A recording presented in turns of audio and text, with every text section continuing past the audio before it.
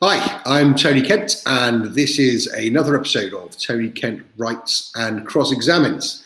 I am trying to avoid saying what I say on each of these episodes about how terrible my cross-examination has been so far, but I'm just to reassure our guest today, it's been awful. It's really Tony Kent sort of writes and has a little chat, but I've got something else called that, so I couldn't call it it. So we had to pretend I was cross-examining. So anyway, with that out of the way, today we have got a guest, Mr. David Fennell. David, how are you? Yeah, very well, thanks, Tony. How are you doing? I'm doing well. I'm doing trying to find stuff to do during the lockdown, I'm sure, as well. Well, David is the author, as J.D. Fennell, of Sleeper and Sleeper the Red Storm, which are two spy thrillers, really, for set in the Second World War, high-concept spy thrillers starring the amnesiac Will Starling, which we'll talk about shortly. And David is now going to be throwing himself fully headlong into proper, if we can call it that, crime writing. Not the kind of stuff that I do, but proper crime writing, when he starts the Inspector Grace Archer series, which is beginning next year. So, David, what has made you take the jump from the kind of my end of the pool to the proper crime end of the pool? Well, I mean, it's interesting you say proper crime writing. my first two books, they do fall under, I guess, the crime and thriller umbrella, which is a massive umbrella. Exactly. That's yeah, exactly. And they're not crime. I don't see them as crime. They're very much action, adventure, thrillers, you know, in the same sense of a John Buchan 39 Steps adventure. You know, they're just like foot on the accelerator and non-stop action and mystery along the way. And I love writing that sort of stuff. And it's to answer your question and making that jump, I wanted to write a crime novel, because I hang around with lots of crime authors, yeah, as you may well know, and I know a lot of people, so you know we just end up talking about this stuff all the time, and so it just seemed natural for me to have a go myself. So I came up with this concept, which is also a high concept police procedural. Yeah. Which police procedurals, they don't excite me that much.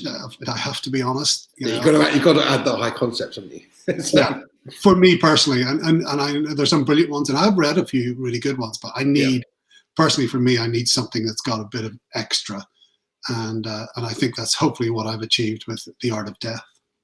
Well, I mean, the reason I asked you the question, really, I mean, is that we are in complete agreement. Crime writing, the whole idea of are you a crime writer, I think is an absurdly wide banner. I think it covers so much, and my second book, Marked for Death, was a legal thriller with a crime element. But my first book and my current book, so Killer Intent and Power Play, there's nothing about crime in either of those. Yeah, there's people getting shot and there's people dying. But I regard what I write as being very much in the same genre as what you write. I think we're very, as I say, my end of the pool up to the end of the pool that probably is crime.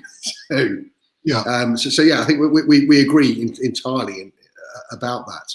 But now you've gone to, as I say, you're writing the police procedurals. Is that a plan to be a series? Yes, I hope so. You know, so Bonnier have bought it. Which Wonderful. Is really fantastic, and contracts are being negotiated so far. So the first one, The Art of Death, as I mentioned earlier, is due in February 2021, and the second one, I've already completely mapped out, you know, and broken down chapter by chapter exactly what's going to happen. So yeah, it will be the first of two. Fantastic. And so recurring character, you've got Detective Inspector Grace Archer, and from what I've read on your press release you sent me, she's got a caustic Belfast man, Harry Quinn, as her DS. Where'd you get the idea for him from? Well, it's a very good question, and in fact, always have caustic Belfast men in my books and Stuart, as a mentor. And he's a caustic Belfast man, who's a bit grizzly and middle aged. Yeah. where does this come from? Where is this inspiration from? Nowhere. Oh, well, you may well ask. But Harry Quinn, he's probably a bit funnier than I am. He's quite sarcastic, I think. Looks different. He kind of looks different to me as well. Yeah. But I had a lot of fun writing him because, I think Belfast men are very under represented in books, and I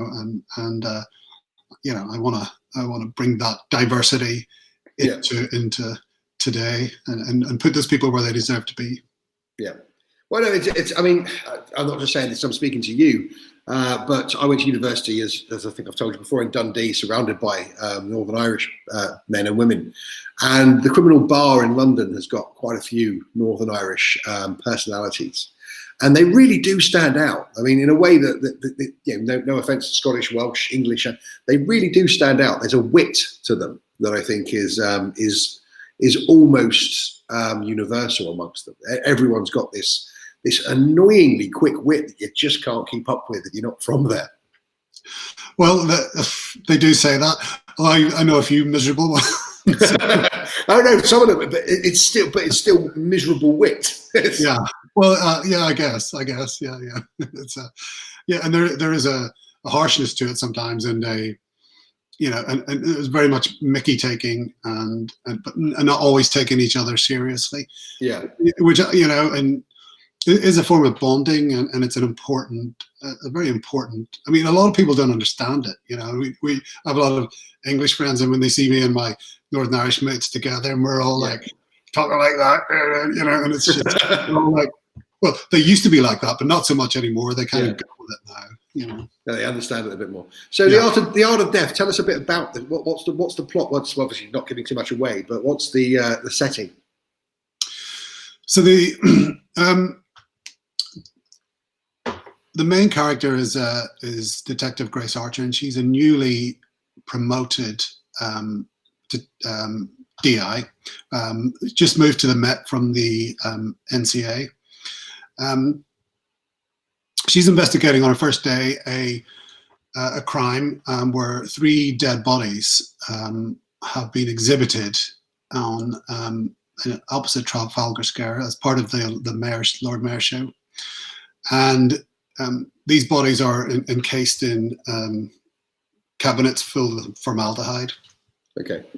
So I have a serial killer who fancies himself as an artist, kind of a Banksy, Damien Hirst type character, and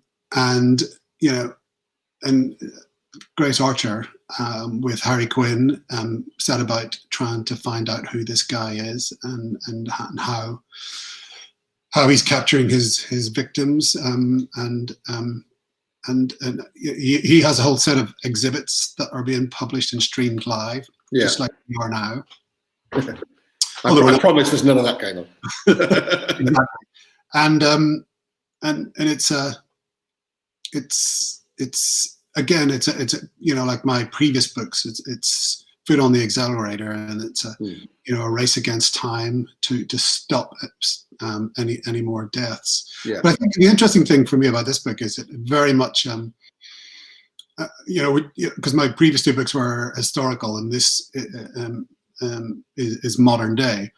Is using my killer uses people's data to and finding. So he might, for example, be sitting in a cafe, and he will check the Facebook and the Instagrams of the cafe's account, and he'll see who's checking in.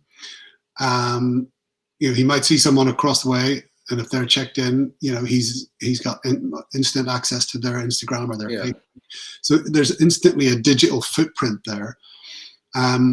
They might have also have other details that is easily accessible on their phone. They might have a username which has got a date of birth on it, or a pet name, or all that sort of thing that he acquires and builds up to find out who these people are, where they live, and how easily how vulnerable they are, and to his, and if they're right for his exhibition, if you like. That's really bloody frightening, isn't it? When you think about that, that's really scary.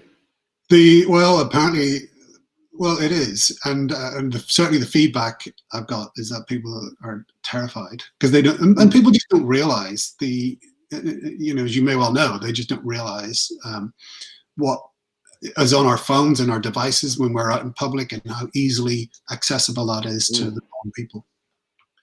I mean, I do realize that from work, and in terms of what in my day job, we see a lot of people are suffering frauds for that, but I've never put the connection together before, stupidly, I guess. That actually just as easy for murder, just as easy for a serial killer. Indeed, and I was before the lockdown, I used to travel back and forth from London a lot, and I was sitting on a train, and I'd be working, and I'd be trying to connect to the internet, and I'd be looking for a hotspot, and there's one hotspot with a name, and it was a woman's name with her date of birth. I assumed it was her date of birth, 1974, and I just thought instantly, that's, you're the only woman in this carriage. Yeah, you're really asking for trouble. And I've got your name now, and I've got your date of birth. And if I was that kind of person, I could, use that data and track you down. So it's and that's the kind of thing that's sort of inspired this in your mind. Very much so. Yeah. Well, it sounds really intriguing. It sounds. Everyone wants to put labels on things, don't they? So I'm going to put a label on it because that's what everyone seems to do. So it's almost sort of Val McDermid meets Dan Brown. I hope that's not an insult. I think if I was trying to sell the book, that's how I'll be selling it. It's I don't know about Dan Brown. I mean, I love Dan Brown actually. Yeah. I think he's huge. I mean, he's got his flaws, but hug's underrated as a plotter and a pacer. He is, although he sells millions, but his plots are brilliant, and his books, and they absolutely fly along, which is fantastic as well. What more do you want? Yeah, but it's thank you for that, and that's a real compliment, and I hope people like it. So when are the ARCs going to be ready for these, Davey? Because I'm going to want one. October. Yeah, so I'm doing the edits at the minute. So I've got the first round of edits in, so I've got to do those over the next few months, and which is good. It's given me a lot of time. It'll be announced properly in around about October, in time for Frankfurt, and then published in 2021. Fantastic. That sounds brilliant. And are you going to return back to the to my end of the pool? I hope so. Are there more sleeper stories to tell? I'm writing a short story, which will appear very soon. But yeah, I mean, I know where it will be appearing. And that's a secret. Yes. So when you read it, no one is even supposed to know. I'm just guessing. Yeah. In terms of when people read it, when it's in the publication, I mean, I don't really want them to even know that it's a carry-on from the Red Storm. I've given it away. No, but it's like no one's going to watch this. Millions will be watching it, Tony. Well, Davey, as I said to you at the outset, we've got 15 minutes and we're now on 14 minutes, 20 seconds. It feels like we've been speaking for about 5 minutes. It just flies away. I told you we wouldn't get to the set questions. We never do. That's fun. Before the time runs out, so we can still get onto Instagram, I'm going to say good luck with the editing process. Good luck with the book. I can't wait to read it. Really can't wait to read it. It sounds absolutely brilliant. It sounds like something that's going to fly off the shelves. And thanks very much for getting involved. Thank you. Great pleasure to talk to you, Tony. And you, David. Take care. Take care. Bye. Bye.